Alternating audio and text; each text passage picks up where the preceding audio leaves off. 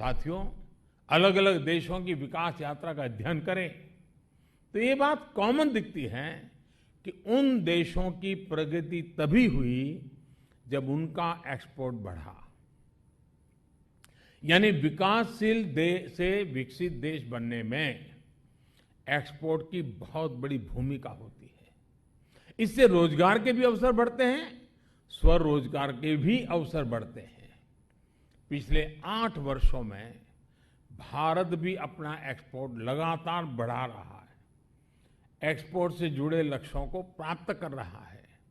Export बढ़ाने के लिए बेहतर पॉलिसीज हो, प्रोसेस को आसान करना हो, प्रोडक्ट्स को नए बाजार में ले जाना हो, इन सब ने इसमें बहुत मदद की है। और अब हम लॉजिस्टिक सपोर्ट पर भी उतना ही फोकस कर रहे हैं ताकि हमारे एक्सपोर्टर्स को हर काम कॉस्ट इफेक्टिव बने। आप भी जानते हैं कि पीएलआई स्कीम कैसे मैन्युफैक्चरिंग बढ़ाने में मदद कर रही है। हमारे एक्सपोर्ट साथियों के फीडबैक के आधार पर जो नीतिगत बदलाव हुए हैं उनसे भी बहुत सहायता हुई है। आज सरकार का हर मंत्रालय, हर विभाग whole of the government approach के साथ एक्सपोर्ट बढ़ाने की प्राथमिकता दे रहा है। एमएसएमई मंत्रालय हो या फिर विदेश मंत्रालय, कृषि हो या कॉमर्स, सभी एक साझा लक्ष्य के लिए साझा प्रयास कर रहे हैं। हम देख रहे हैं कि हमारे एक्सपोर्ट में बहुत बड़ी संख्या इंजीनियरिंग गुड्स की होती है। इसका एक्सपोर्ट बढ़ाने में विशेषकर एमएसएमई सेक्टर की अहम भूमिका रही है। हम ये भी देख रहे हैं कि कैसे देश के नए नए क्षेत्रों से एक्सपोर्ट बढ़ रहा है। कितने ही एस्पिरेशनल डिस्ट्रिक्ट से भी अब निर्यात कई गुना बढ़ गया है। कॉटन और हैंडलूम प्रोडक्ट का एक्सपोर्ट 55% तक बढ़ना ये दिखाता है कि ग्रास रूट लेवल पर किस तरह काम हो रहा है। सरकार वोकल फॉर लोकल अभियान, वन डिस्ट्रिक्ट वन प्रोडक्ट योजना के जरिए जो स्थानीय उत्पादों पर बल दे रही है, उसने भी एक्सपोर्ट बढ़ाने में मदद की है।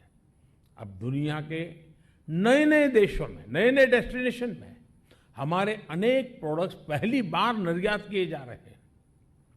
अब हमारा लोकल सही अर्थ में ग्लोबल बनने की दिशा में तेज गति से आगे बढ़ रहा है। अब देखिए, सीताभोग मिठाई और नारकेल नारू यानी नारियल और गुड़ से बने लड्डू का पहला कंसाइनमेंट बहरीन एक्सपोर्ट किया गया है।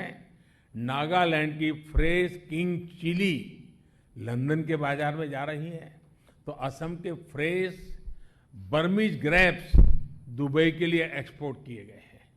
छत्तीसगढ़ के हमारे आदिवासी भाई बहनों की वन उपज महुआ फूलों के उत्पाद फ्रांस, तो कारगिल की खुमानी दुबई एक्सपोर्ट हुई है।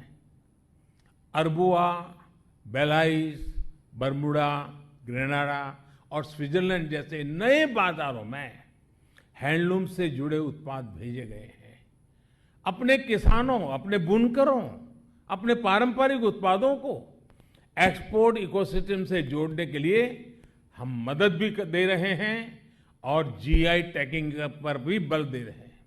पिछले साल हमने यूएई और ऑस्ट्रेलिया के साथ ट्रेड डील्स को फाइनलाइज किया है। बाकी देशों के साथ भी बहुत प्रगति हुई है। विदेशों में जो हमारे डिप्लोमेटिक संस्थान हैं, उनकी भी मैं विशेष प्रशंसा करना चाहूंगा। बहुत ही चुनौतीपूर्ण माहौल को जिस प्रकार वो भारत के लिए अवसरों में बदलने का काम कर रहे हैं, हमारे सारे मिशंस इसके लिए अभिनंदन के अधिकारी हैं। उनके कार्य की सराहना जितनी करें उतनी कम है।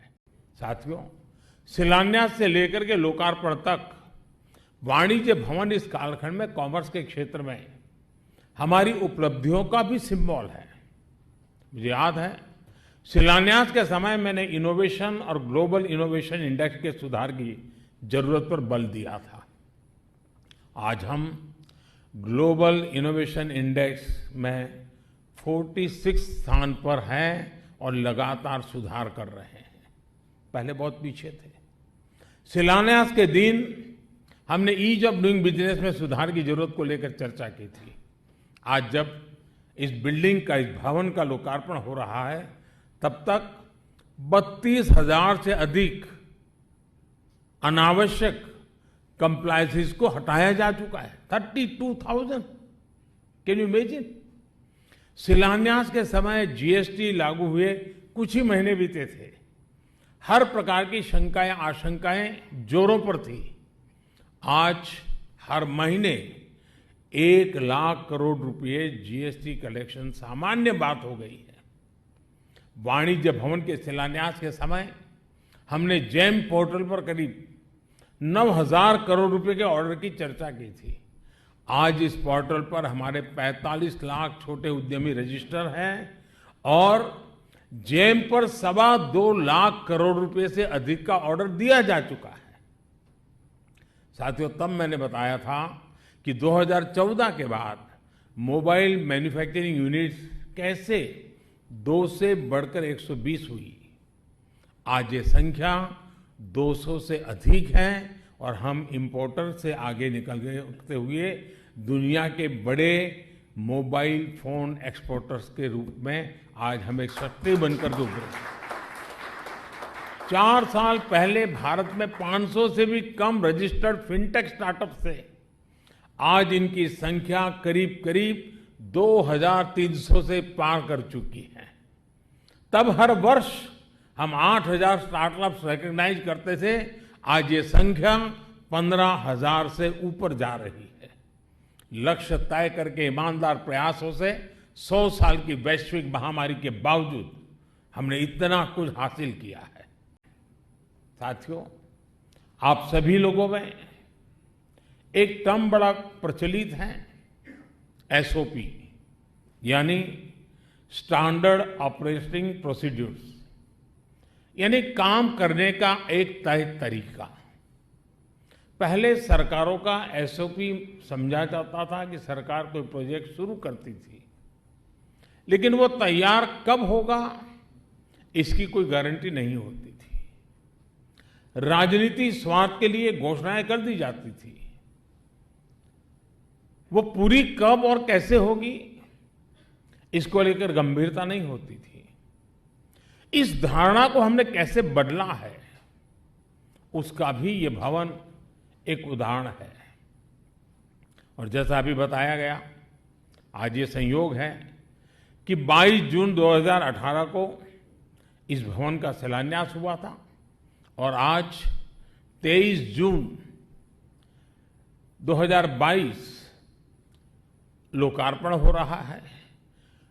इस बीच में कोरोना के कारण अनेक अड़चनें भी आई, लेकिन इन सबके बावजूद भी जो संकल्प लिया था वो आज सिद्धि के रूप में हमारे सामने प्रस्तुत है। यानी ये नए भारत का नया एसओपी है, जिसका शिलान्यास होगा उसी दिन उसके उद्घाटन की टाइमलाइन पर ईमानदारी से काम शुरू हो जाता है। यहां दिल्ली में ही बीते सालों में ऐसे अनेक उदाहरण आपको मिलेंगे। अभी कुछ दिन पहले मुझे प्रगति मैदान के पास इंटीग्रेटेड ट्रांजिट कॉरिडोर के लोकार्पण का अवसर मिला है। सरकार के प्रोजेक्ट्स बरसों तक लटके नहीं, समय पर पूरे हों, सरकार की योजनाएं अपने लक्ष्यों तक पहुंचे, तभी देश के टैक्स पेयर का सम्मान है। और अब तो पीएम गति शक्ति नेशनल मास्टर प्लान के रूप में हमारे पास एक आधुनिक प्लेटफॉर्म भी है। नए भारत की आकांक्षाओं को ध्यान में रखते हुए इस नए वाणिज्य भवन को भी हर संबंधित क्षेत्र में देश को गति शक्ति देनी है। Like, share and subscribe prime समाचार।